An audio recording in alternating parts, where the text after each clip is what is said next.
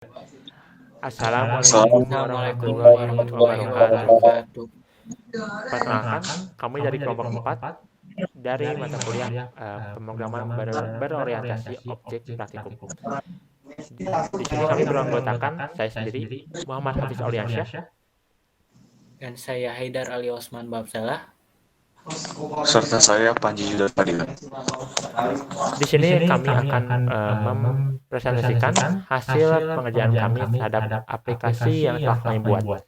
Aplikasi yang kami kerjakan adalah aplikasi perpustakaan. Aplikasi ini dirancang dengan dua user atau aktor utama, yaitu pengurus dan pengunjung. Di mana pengunjung di sini hanya dapat melihat dan mencari data buku serta memberikan ulasan.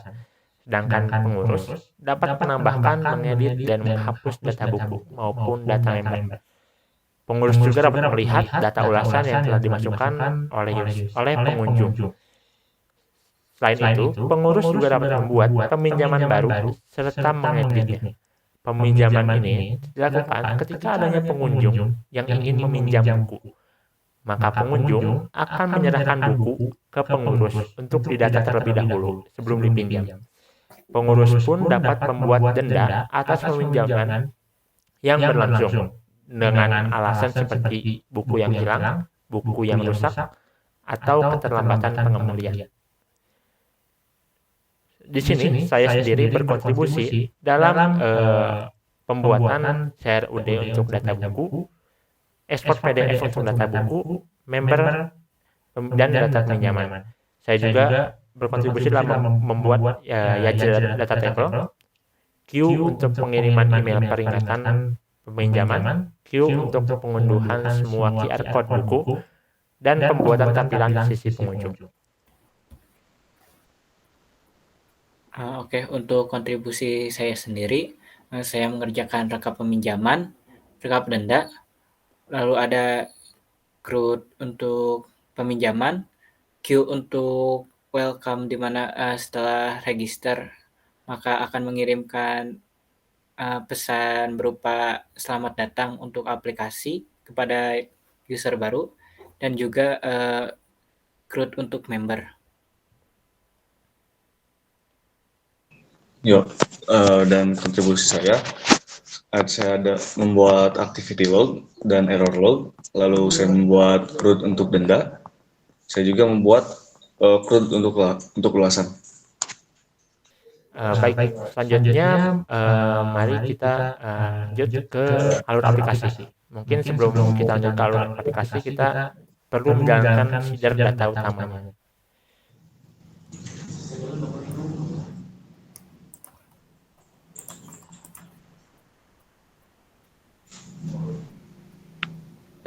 Oke, untuk menjalankan aplikasi terlebih dahulu, kita menggunakan PHP Adresan Migrate, REST,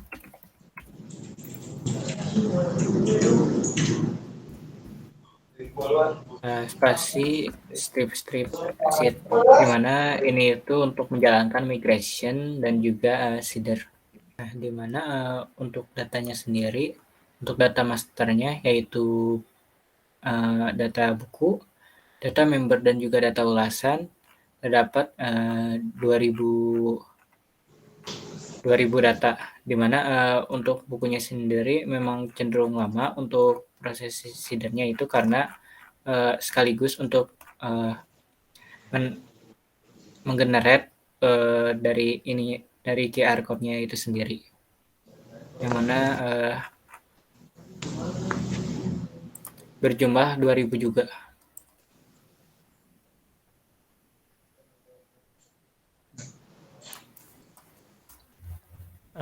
Karena aktivitas lognya sudah dinyalakan juga, mungkin kita bisa lanjut ke penjalanan aplikasi yang utama. Mungkin bisa dijalankan untuk server dan queue listener. Sebentar ya. Nah, untuk kami sendiri untuk menjalankan aplikasinya itu menjalankan 2 CMD, di mana yang satunya itu untuk menjalankan queue dan yang satunya itu untuk menjalankan server dari aplikasinya sendiri. Mana untuk queue-nya sendiri kita menggunakan komen PHP Artisan queue listen. Lalu untuk yang servernya sendiri kita menjalankan PHP Artisan optimize clear terlebih dahulu untuk membersihkan cache dari aplikasi yang dijalankan. Nah, ketika sudah, kita menjalankan komen PHP Artisan serve.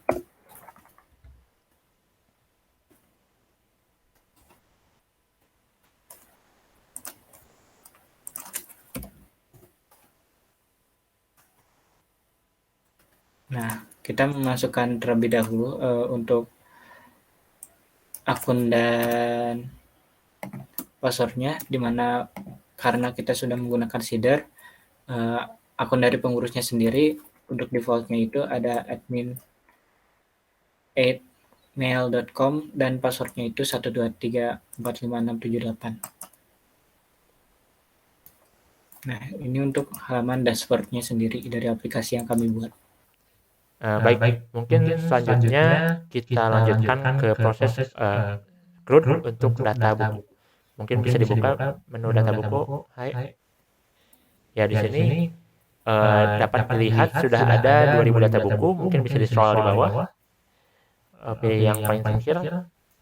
Nah, di sini sudah ada 2000 data buku sesuai dengan yang seeder yang tadi.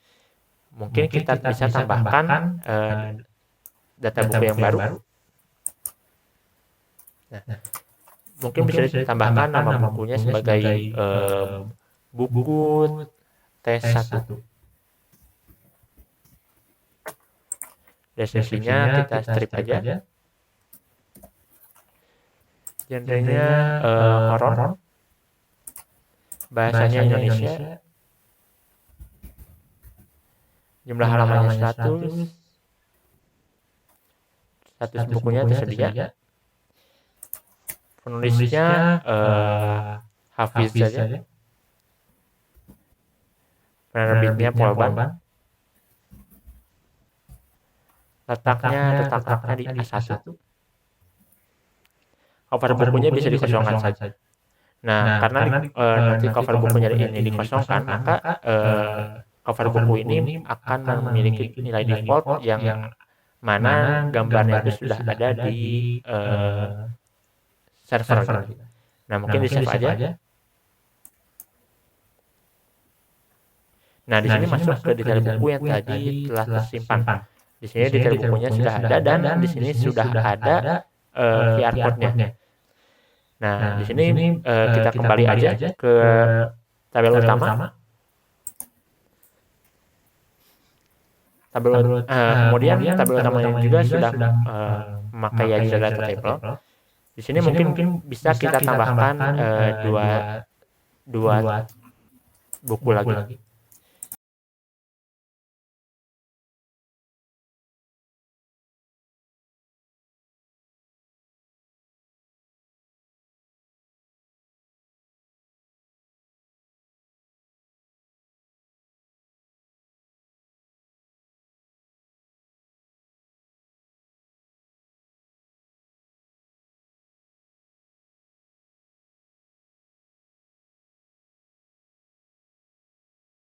Kita tambahkan satu lagi. Di sini namanya buku T4. Deskripsinya seperti tadi, strip. Mungkin bisa kita cek aja, langsung aja di yang lainnya dikosongkan, kemudian di save. Bagaimana? Nah, di sini kita sudah memakai validasi validator bahwa ada Laravel di mana field data buku yang diwajibkan harus diisi. Jika kosong maka muncul peringatan seperti ini. Mungkin kita bisa tambahkan lagi.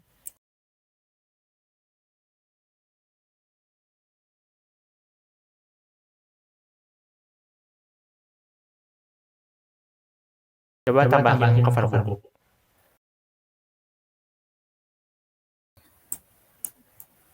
Oke, di save. Nah, di sini sudah ada datanya juga, sesuai cover bukunya juga sudah ada, QR code-nya sudah ada. Nah, di sini kita coba mungkin data yang ini kita edit.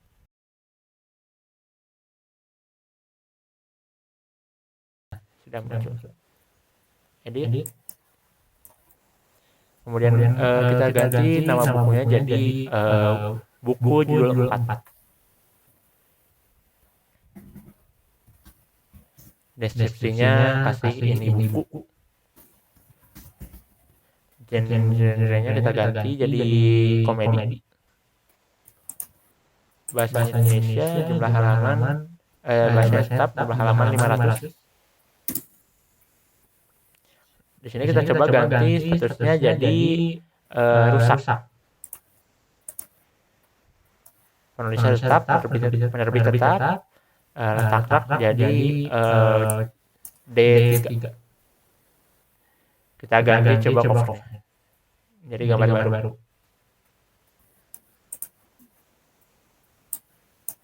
Oke, kita coba save.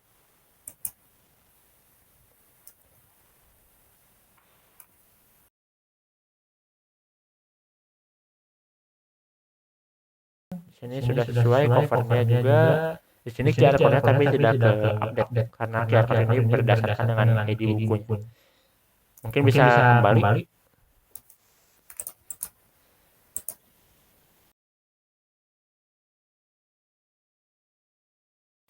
Lalu dilihat. Di sini muncul peringatan. Oke.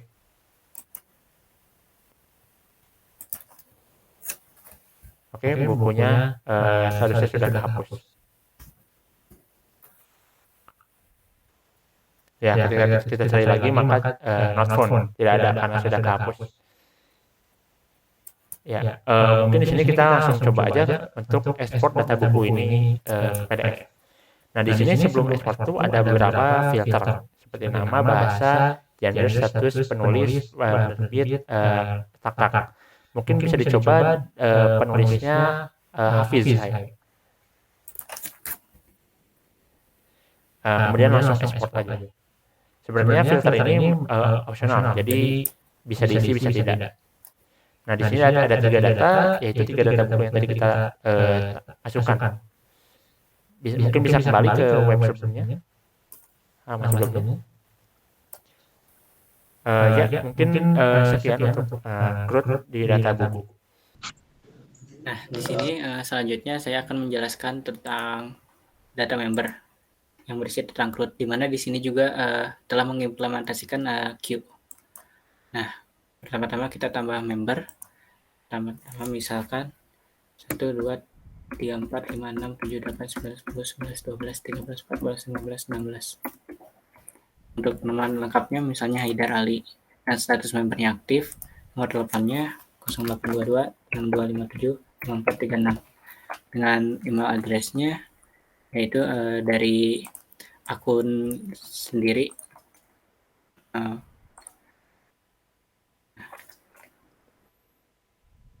Nah, lalu dalam queue-nya sedang proses dan sudah berubah jadi proses, dimana untuk queue-nya sendiri telah diproses. Nah, ini untuk email yang barunya, dimana tadi yang sebelumnya tidak ada, yang berisi tentang ucapan selamat datang untuk member baru. Dan selanjutnya kita coba juga data-data lain.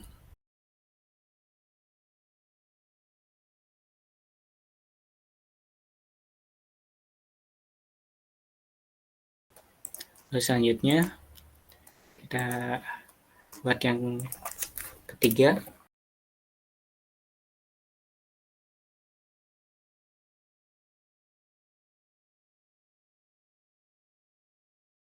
Lalu tadi nah nggak bisa.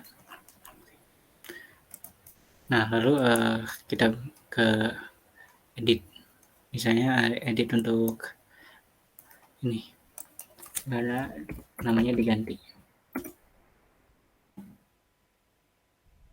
jadi non-aktif, ini jadi 10. Kita coba.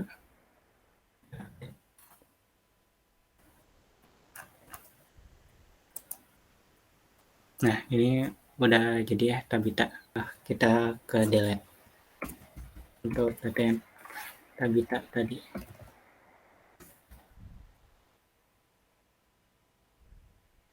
Oke, ini untuk ini pesan konfirmasi. Dan ketika kita cari lagi,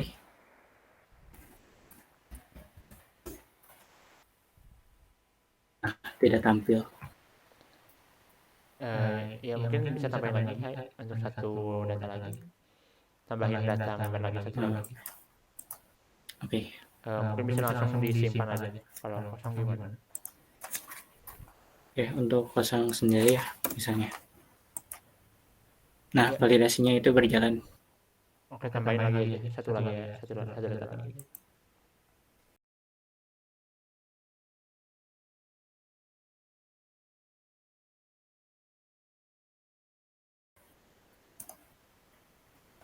Oke, sudah saya simpan.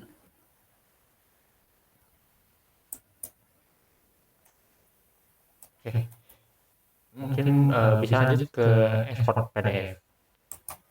Nah, di sini sama seperti data buku di ekspor PDF member ini ada juga filternya. Di sini bisa filter berdasarkan status, bisa juga berdasarkan tanggal daftar masuknya. Sudah. Kita ekspor. Maka di sini ada 44 data. Karena kenapa 44 data? Karena kita di seeder untuk member, kita randomize juga untuk tanggal daftarnya. Ya, mungkin bisa tadi juga data yang tadi sudah masuk di baris paling bawah, Haidar Ali, William Shakespeare, dan Tabita sudah masuk. Baik, mungkin sebelum masuk ke proses aplikasinya, kita akan menjelaskan dulu di use case skenario yang telah kita buat di mata kuliah RL. Di sini kita sudah membuat use case skenario untuk transaksi yaitu peminjaman. Nah, di sini nama use case-nya buat peminjaman dengan skop aplikasi perpustakaan. Levelnya servo, primary actor-nya adalah pengurus karena pengurus yang mengurus proses utama dari peminjaman. Di sini stakeholder-nya ada pengurus dan pengunjung. Kemudian prekondisinya di sini pengurus sudah terautentikasi, itu sudah terlogin, dan pengunjung menyerahkan data diri serta buku yang ingin dipinjam kepada pengurus. Buku yang dipinjam sudah tertera identifier. Success guarantee-nya di mana data peminjaman tersimpan dan tanggal pengembaliannya terhitung. Status buku yang dipinjam pun berubah.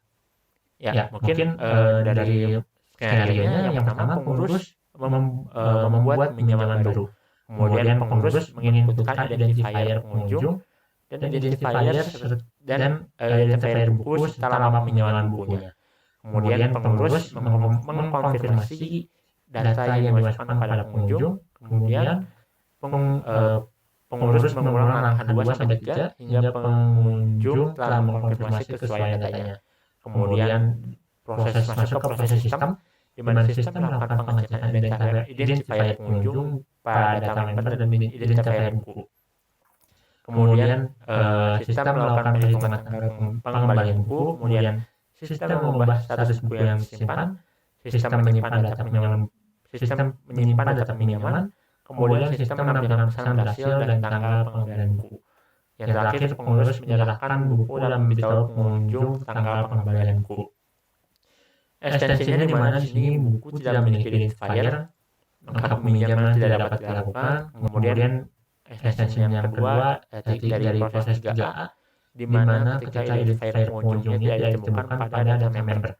Di sini maka sistem menampilkan error. Kemudian ketika identifier bukunya tidak ditemukan, maka sistem menampilkan error. Dan pengurus perlu melakukan pengecekan kesesuaian identifier buku yang diinputkan. Spesial requirement-nya proses perhitungan dan penyimpanan harus dapat selesai kurang dari 5 detik.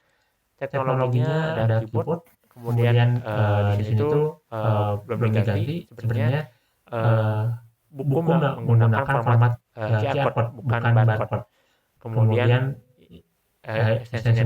teknologi yang ketiga, identifier pengunjung dimasukkan dan lama peminjaman buku dimasukkan dengan keyboard.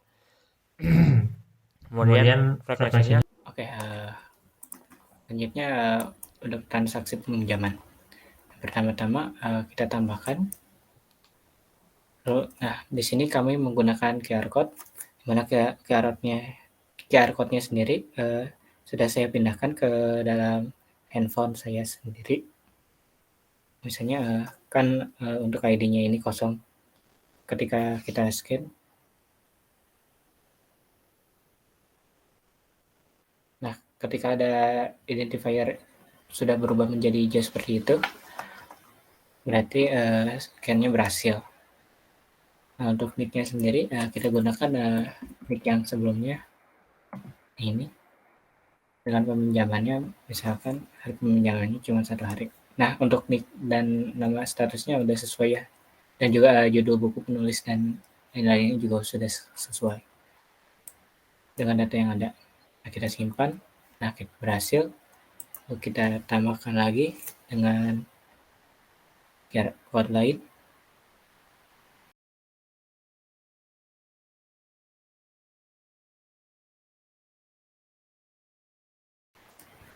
Oke, selanjutnya kita tambah lagi dengan QR code yang lain.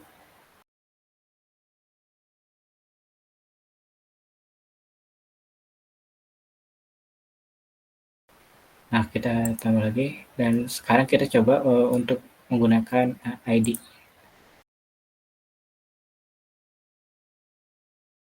William Shakespeare, terus kita simpan. Dan yang satunya lagi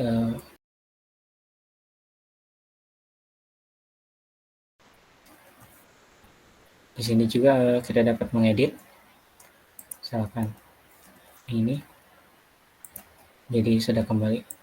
Nah, untuk yang diedit sendiri hanya file status peminjaman dan juga tanggal selesai peminjaman.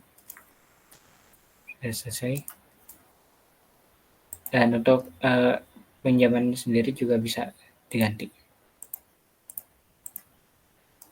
Misalnya ini, jadi 20. Nah, berhasil edit. Dan juga kita juga bisa menggunakan rekap bulanan. Dengan min rentang pinjamnya itu 1,2.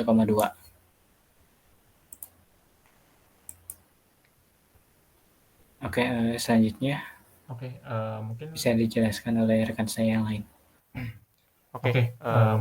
mungkin selanjutnya kita bisa ekspor PDF untuk data pinjaman. Di sini juga ada filter. Di sini mungkin bisa kita filter berdasarkan belum kembali, sudah kembali atau batal. Coba pilih sudah kembali. Ketika kita pilih sudah kembali, maka filter tanggal selesai akan terbuka. Karena kita bisa mengfilter juga ketika peminjamannya sudah kembali dan berdasarkan dari tanggal mana sampai tanggal mana. Mungkin kita kosongkan saja filter yang lain, kita coba ekspor. Nah, di sini ada satu data yang sudah kembali. Mungkin kembali lagi ke halaman sebelumnya. Mungkin selanjutnya kita lanjutkan ke kirim mail peringatan. Nah, kirim mail peringatan ini kita kirimkan ke user-user yang memiliki pinjaman melalui email untuk menampilkan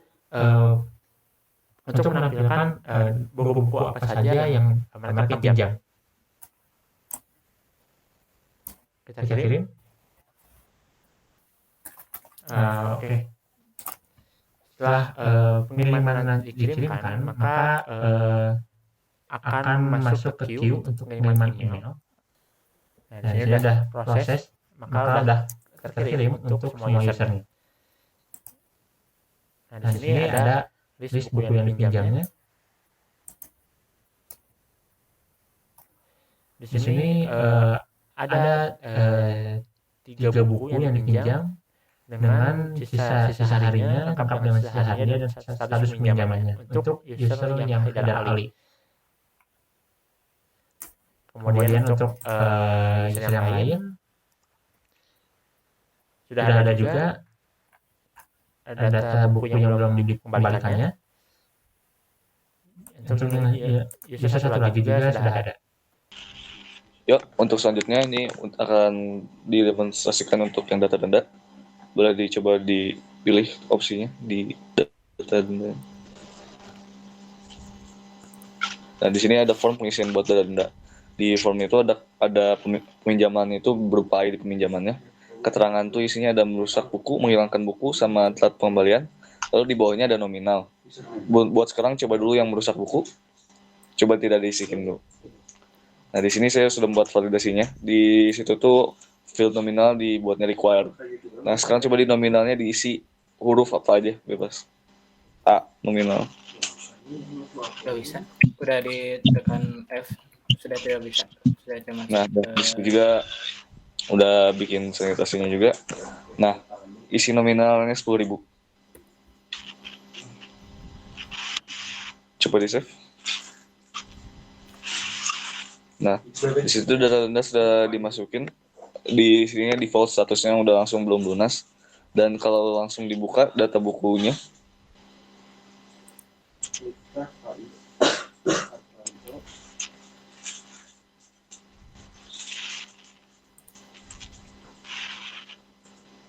nah, data buku yang awalnya tidak tersedia sekarang jadi rusak karena tadi di dendanya dari rusak. Nah, sekarang coba input data baru lagi. Nah, di sini coba input keterangannya telat pembelian. Di sini nominalnya karena dari saya langsung setting dari server side-nya.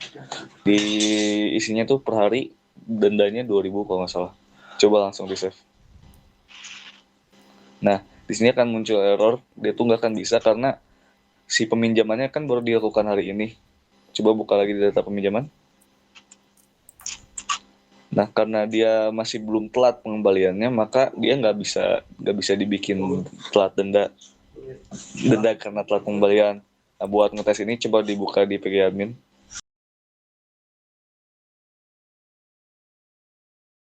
Bebas yang mau yang mana aja. Si tanggal pengembalian, tanggal peminjamannya coba dimundurin 2 hari.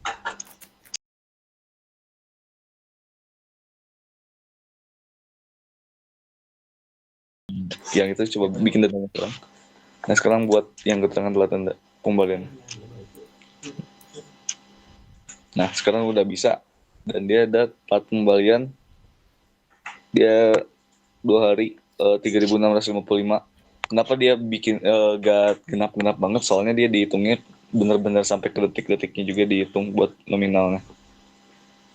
Nah, untuk selanjutnya ini denda bisa dipilih di action.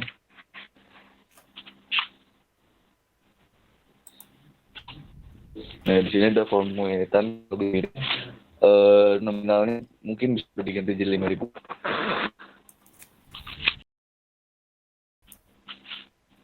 Nah, tadi yang awalnya mesti dinas, nominalnya yang dari 5.000 jadi 10.000 jadi 5.000. Oke, selanjutnya di sini juga ada data rekap denda. Dimana jika kita menekan data rekap denda, maka akan terbuat. Jadi 8.655 dengan nominal terbesarnya ada 5.000 dan yang terkecilnya ada 3.655 dan tanggal bentuknya yaitu hari ini. Dan juga untuk jumlah dendanya tadi ada 2. Baik, selanjutnya kita langsung lanjut ke rolling. Sebenarnya rolling di aplikasi ini karena hanya ada dua user yaitu pengunjung dan pengurus. Di sini kita tidak terlalu berdasarkan perencanaan yang kita buat, kita tidak terlalu menggunakan sistem rolling. Jadi pengurus yang hanya memerlukan login, sedangkan pengunjung tidak memerlukan login. Jadi di sini kita ada tampilan pengurus dan ada tampilan pengunjung. Untuk tampilan pengurus sendiri, ini tampilannya, ini untuk tampilan pengurus yang hanya bisa diakses untuk ketika kita sudah login. Sedangkan tampilan pengunjung, di sini kita ada tampilannya sendiri, yaitu seperti ini. Nah, di sini tampilan ini tidak memerlukan middleware out atau login. Jadi tampilan ini bisa diakses saja. Karena si pengunjung hanya bisa melakukan pencarian buku dan memasukkan ulasan, maka di sini hanya 2 tab, yaitu mencari buku dan memasukkan ulasan. coba masukin data, mungkin ulasan 1 mungkin diketikkan. Nah, kita coba save. Nah, ini ulasannya sudah masuk. Kita coba lagi masukkan ulasan 2, save, dan satu lagi ulasan 3, save.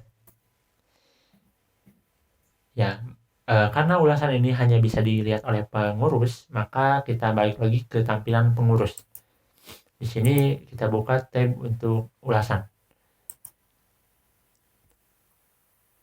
Nah, di sini tuh sebenarnya kita sudah ada seeder untuk 2000 data ulasan, dan data ulasan yang terakhir ada di paling akhir.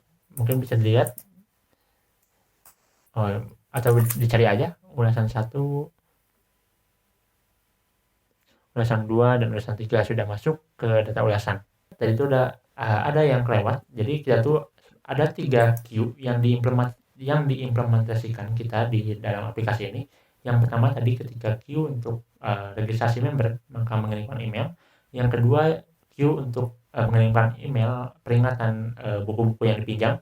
Dan yang ketiga queue untuk mendownload atau mengunduh semua QR code yang ada dari buku. Nah, di sini pilihannya ada di tab data buku, kemudian di button download all QR. Nah, hasil pendownloadan ini akan disimpan dalam folder project di storage. Sementara kita simpan di sana dulu. Nah, di sini belum ada folder apapun. Nah, mungkin bisa dilihat dulu di konsol queue-nya. Nah, di sini belum ada yang berjalan. Nah, kita coba jalankan download all QR-nya. Download all QR, download. Nah, di sini kita sudah kembali ke view yang ini, dan muncul proses di belakang layar untuk mengunduh semua QR yang ada. Kita buka folder storage-nya.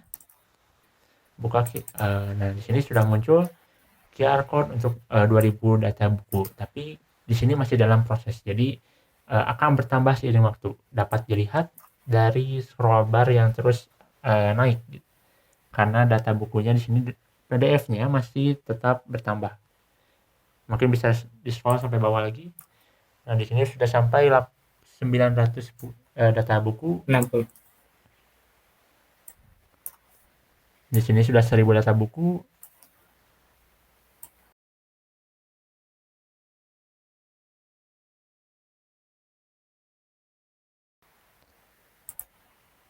Nah, di sini sudah ada 2003 data buku sesuai dengan jumlah data buku yang ada di dalam database. Di sini prosesnya sudah selesai, sudah prosesnya mungkin bisa dibuka salah satu PDF-nya. Nah, di sini isi PDF-nya masing-masing adalah QR code dari masing-masing buku. Selanjutnya, saya akan menjelaskan untuk Yajra data table dan source code-nya. Salah satunya di sini saya pakai untuk data buku. Di sini kita dapat melihat bahwa data buku di sini di-load 10 walaupun ada 2000 data buku, sehingga proses tidak terlalu lama. Kemudian di sini bisa dilihat dari source code-nya, dibuka VS Code. Nah, dimulai dari albuku.byte. Nah, dalam albuku.byte ini kita hanya membuat tabel dengan sebuah ID, yaitu tabel data. Nah, di sini si bodinya kita di komen, tidak ada isi apa-apa. Kemudian di paling bawah. Nah, di paling bawah ini boleh di zoom, Ctrl plus. Nah, di paling bawah ini ada JavaScript untuk mengatur Yajra data table-nya, untuk mengambil data secara dinamis, gitu, memakai Ajax. Nah, scroll ke atas. Nah, di sini ada scroll ke bawah dikit. Nah, di sini ada mengambil tabel dengan ID tabel data, didefinisikan sebagai data tabel, kemudian dengan Ajax ke root all buku. Server side-nya true, processing true, kemudian ada 1, 2, 3, 4, 5, 6, 7, 8, 9, 10, 11 ada 11 kolom yang didefinisikan. Nah, di sini root-nya yaitu root awal buku. Boleh dilihat di root di web.php. Nah, kita cari name yang awal buku. Yang lain ke 40. Nah, underscore buku. Nah, di sini mengarah ke buku controller di function show part. Boleh dilihat di buku controller show part. Nah, di show part ini kita mengecek dulu jika ada request Ajax, maka kita kembalikan data table dengan tambahan kolom yaitu kolom action. Nah, di sini di kolom kita mendefinisikan ada 11 kolom yang harus ditampilkan dengan name yang sesuai dengan kolom yang ada di dalam tabel data buku yang ada dalam database. Nah ya, untuk selanjutnya akan menjelaskan tentang activity log dan error log yang sudah kami buat. Untuk di activity log ini kita menggunakan bantuan Spapi. Mungkin bisa dicek di pre-admin, boleh buka. Nah, di pre-admin ini dia ini udah menampilkan si activity log. Di sini activity lognya itu saya membuat si description-nya menjadi customized. Itu yang didenda yang sebelumnya itu di yang 6037. Nah itu dia dengan ID denda sekian telah diupdate oleh admin dengan yang ID admin itu 1. Nah, subjek ID itu berarti dia tuh si ID dari data denda yang diupdate. Nah, subjek type-nya itu dia tuh type-nya berupa kelas denda yang ada di modelnya. Nah, kalau ini cursor tuh dia si user yang menggantinya tuh modelnya itu pengurus gitu. Nah, kalau cursor ID itu ya ID dari si yang auth-nya atau si user yang menggantinya. Nah, kalau untuk error log mungkin bisa demonstrasikan lagi yang dibikin denda ke data peminjaman lagi. Nah, mungkin yang paling atas yang belum kembali. Nah, itu. Coba bikin keterangannya jadi telat pengembalian. Nah, save. Nah, di sini kan muncul error belum telat pengembalian. Nah, sekarang coba buka di VS Code-nya. Nah, di situ ada buka error log-nya. Nah, coba dibuka paling bawah. Nah, ada itu error in denda control at store data peminjamannya belum telat.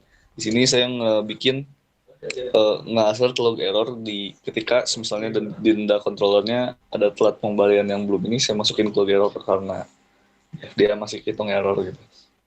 Ya, mungkin sekian demo aplikasi yang telah kami berikan. Semoga dapat ditangkap apa isi dari aplikasi kami. Mohon maaf apabila masih banyak kekurangan dari aplikasi kami. Wassalamualaikum warahmatullahi wabarakatuh.